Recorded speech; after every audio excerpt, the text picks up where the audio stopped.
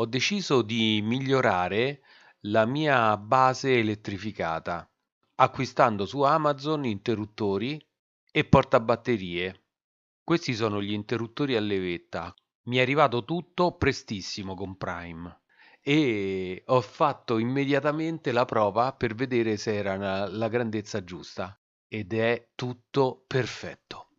Nel prossimo episodio continuerò a dipingere le miniature. Seguitemi.